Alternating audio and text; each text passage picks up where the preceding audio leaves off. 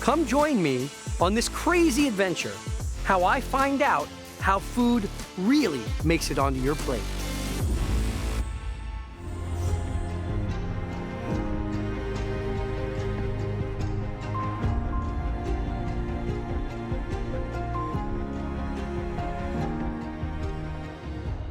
We have some new friends in the room today joining us. David is here.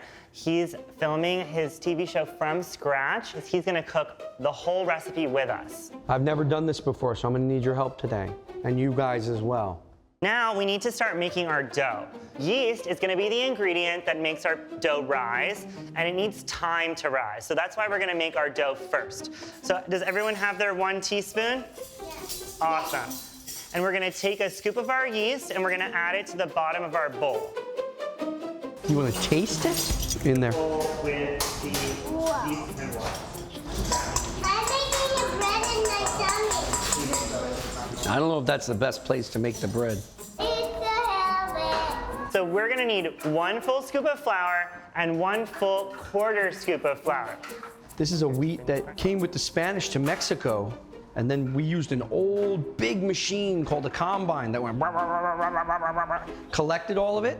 Then we took it to a mill where they had 2 stones, big stones that were and ground it down till it was soft flour like this. Your quarter disappeared. Where did it go?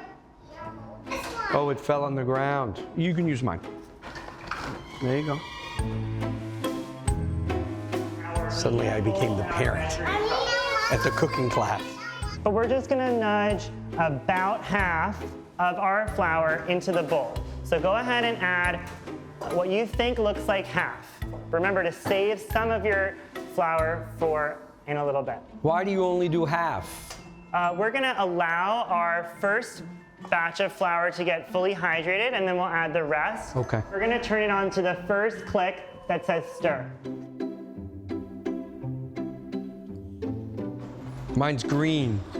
Oh, we have the same color. Pow! Mine is red. Oh! We can use this now. You to got blue. Safely You have red. This is super exciting. Are you kneading, buddy? push our dough. I like to push it away with the heel of my hand. I push it away. This is a mushroom. This is called lion's mane. And these are blue oyster mushrooms, and these are yellow oyster mushrooms. And these are a mushroom that I have just forgotten the name of. King trumpet. These are a king trumpet mushroom. But which one did you get from the forest? Well, so normally you would get these from a forest. All of these would grow in a forest. But there aren't that many forests around Los Angeles that grow mushrooms. So I actually went to a factory inside a warehouse. They're growing these mushrooms inside a building. How cool is this one, lion's mane? Why do you think they call it lion's mane? It looks like lion mane. That's right, it looks like the head of a lion.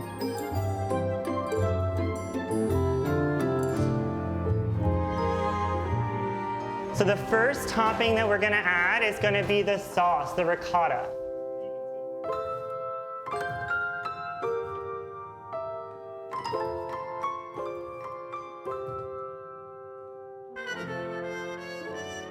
I wonder if this is gonna rise. I feel like there's a lot of gluten in it, and I may have kneaded it too much, or it's really like woke up that gluten.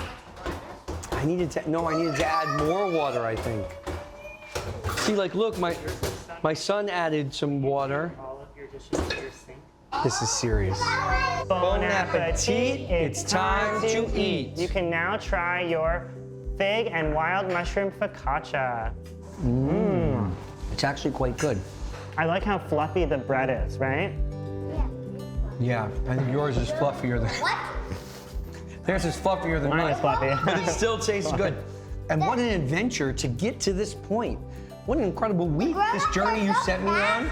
I saw all over LA, places I've never been.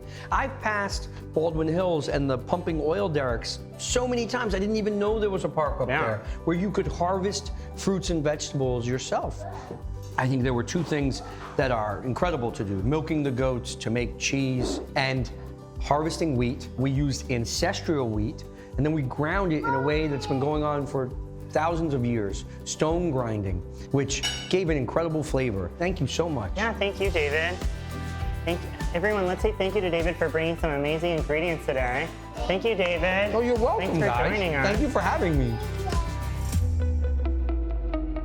This was such a wonderful episode to make. For all the years I've lived in California and LA, it was so much fun to discover corners of the city and Northern California that I had no idea about, and to meet all these people doing exciting things with innovative ways to grow and make food. I love the idea of teaching young children to cook. It opens them up to a wide variety of foods, teaches practical skills, and welcomes all children into the joys of cooking. I'm also really excited by the creative ways people are experimenting with growing food in cities and in ways that conserve water and contribute to the health of the environment.